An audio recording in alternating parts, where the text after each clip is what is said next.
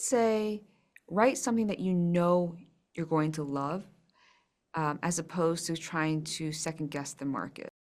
Soo Hugh is the showrunner, executive producer, and writer behind the acclaimed Apple TV Plus drama series Pachinko, based on the best-selling novel about her four generations of a Korean immigrant family. The series has won numerous awards, including the Peabody and Critics' Choice Television Awards. In March 2024, Hugh signed a multi-year overall deal with Apple TV Plus and MediaRes to create and produce her new content. She previously co-show ran AMC's The Terror, created The Whispers for ABC Plus, and has written The Killing and Under the Dome. And I love to get right into the question.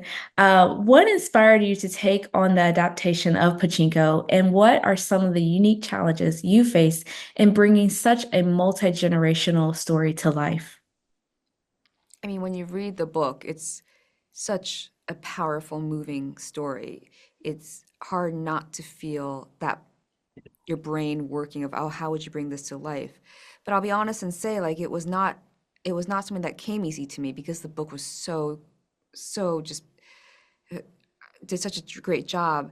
Um, but it did feel like a tough adaptation. One, it was period. Two, it was about, these characters who don't even speak English. When we started this process of putting the show together now almost 5, 6 years ago, um, the idea of doing a show like Pachinko just seemed crazy.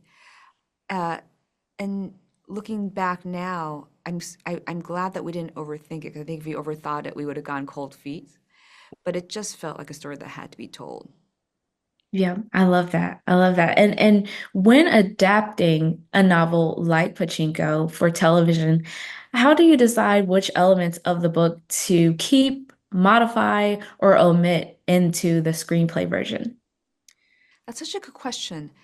I think it's not something that I think it's a process, right? So in your first drafts, you might keep more of the book, and then as you rewrite and rewrite and rewrite, it changes and morphs into a little bit something else. I always say that we have to honor the spirit and the soul of any books that we adapt, but that because the medium is so different, because reading a novel is so different from watching a TV show or a movie, that you do need to break the spine of the book to tell that story successfully in the new medium. Yeah, I love that. Keeping the spirit of the book Yeah. is really and you can feel that throughout the series. I love that. And your scripts are often weaved together complex narratives and multiple timelines. What techniques do you use to ensure clarity and emotional resonance for the audience? So, I mean, a lot of it, when you're beating out, a lot of the prep work comes before the actual writing of the scripts. So, breaking the storylines by character, and then breaking the storylines by time period, and then weaving them in the beat sheet, and then building it out on the outline, and then getting to the script. I am a firm, firm, firm believer of don't go to script until you absolutely need to. Mhm. It's funny, I have friends who can just jump to the script so quickly. They don't, I know people who don't even outline, and it blows my mind.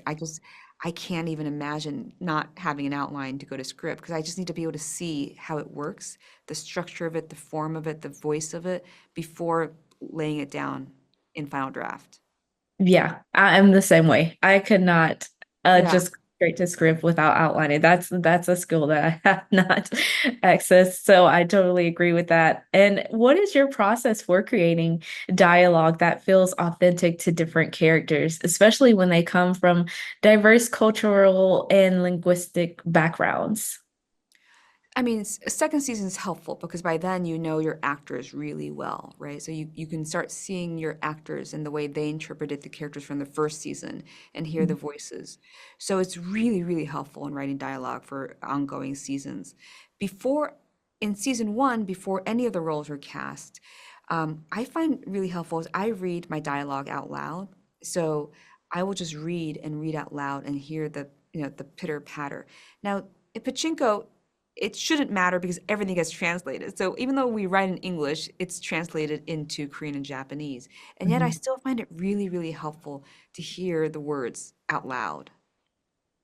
Yeah, I love that because then you kind of like get a sense of what it will sound like on screen. Yeah. So. That's a good point. And can you share a particularly memorable or challenging moment from the production of Pachinko and how you overcame that? There's always challenges. I mean, like shooting is that's what's both amazing and terrifying about production is just things can all of a sudden go wrong. I remember one day when we were shooting a rice field scene in Korea, and all of a sudden just the storms broke out, like, and it was really sudden, and having to run for cover. And then you're seeing the fields, which we have spent many, many, many months cultivating and perfecting each, growing the rice. All of a sudden, all this rain comes. You're like, oh my gosh, this is going to wash everything away. It shows you just how haphazard it can be, right? Um, and yet, there's a reason why you have brilliant people working on film and television is they've come up with solutions that are just ingenious. You're like, well, what if we do this and what if we do this? So I always feel like it brings out the best in people as well. I love that. It helps the camaraderie in Yeah, a way. absolutely. But I love that. And how do you approach writing scenes that convey a deep emotional truth without relying heavily on exposition? So I'm not sure if this is the right way to go. It's the only way I know how to go. I would rather overwrite and Mhm. have actors oversay and then cut and post than edit too drastically in the script, if that makes sense. Mhm. So, when we get the editor's cut after we shoot, these scenes are long. And you quickly realize, we don't need that line, cut that line. Oh, we don't need that line, cut that line. Or we need that line, put it back in. Um, oh my gosh, look at her face. She's saying this without saying it, right? So take this whole monologue out. But I would rather have it just to see it, if that makes sense. Mhm. Um, and so, I really do believe editing is the second form of writing on a show. Yeah, I agree. I love that. And final question, what advice do you have for writers who are looking to break into TV, especially right now? I would say write something that you know you're going to love, as opposed to trying to second guess the market. And the reason why I say that, even though the market is, a bit uh, hectic right now, is we Mhm. don't know what the world is going to be like 2 years from now, right? We don't know what movies we're going to watch 4 years from now.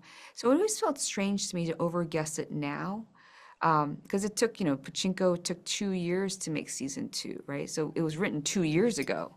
The world was so different when we started writing Pachinko season two, and now look at it. So you have no idea what's going to happen. Yeah, that is so true. Thank you so much for your advice Thank today, Sue. you. Had so much fun. Thank you for Thank joining you so me. much.